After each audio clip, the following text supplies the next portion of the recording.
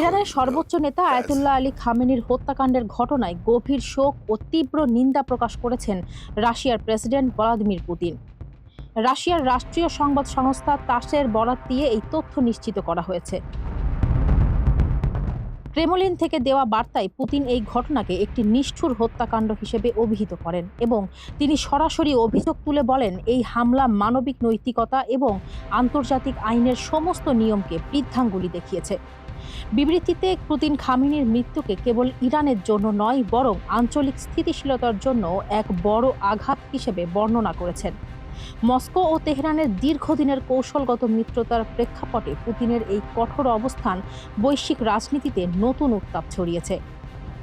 এই হত্যাকাণ্ডের ফলে উদ্ভূত পরিস্থিতির ওপর রাশিয়া নিবিড় নজর রাখছে বলেও প্রতিবেদনে উল্লেখ করা আছে।